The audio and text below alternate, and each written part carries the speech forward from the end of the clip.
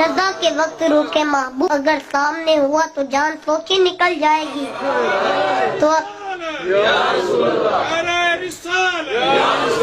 तो अगर हम हुजूर से प्यार करेंगे, ये मुश्किल वक्त में काम आने वाले हैं। एक मोहब्बत अकली और उस महबूब की चौखट पे जाएं, उसके एहसानात बढ़ रहे हैं। बताओ हुजूर से बढ़कर एहसानात किसके हो सकते हैं?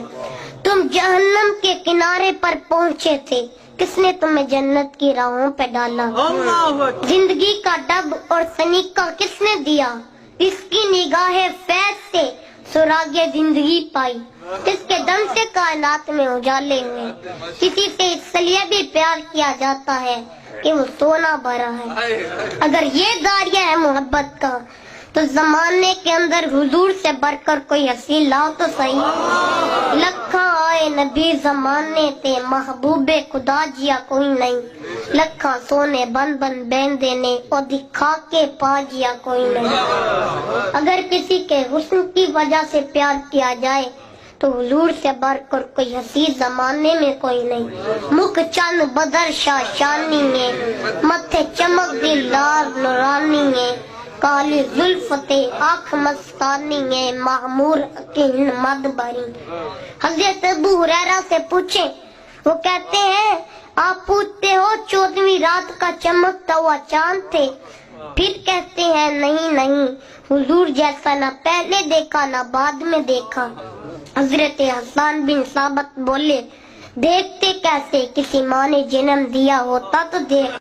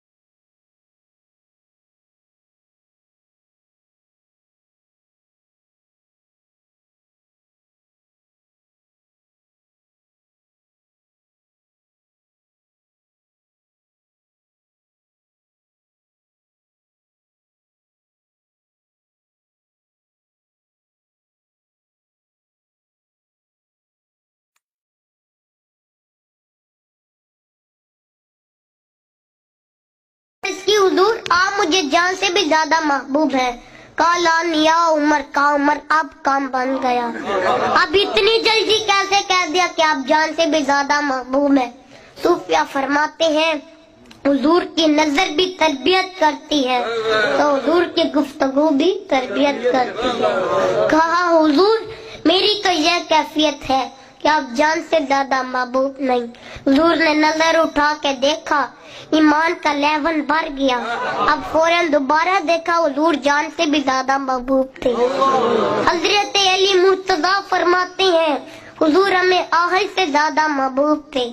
महबूब जमे वो अपने घर से ज्यादा महबूब थे, हत्ता के सफर के अंदर ठंडे पानी से ज्यादा में महबूब थे। आका करीम ने फरमाया जिसने मेरे साथ प्यार किया कल जन्नत में वो मेरे साथ होगा। आइए हजरत ज़ैद बिन हारिसा की बात सुने। हजरत ज़ैद बिन हारिसा का बाप हारिसा अपने बेटे को कलिया कलिया बस्ती बस्ती तलाश करता फिरता है। बुरा हो गया बेटे को ढूंढता ढूंढता। जमाने जालियत में लोग काबेतुल्लाह में हज के लिए आया करते थे।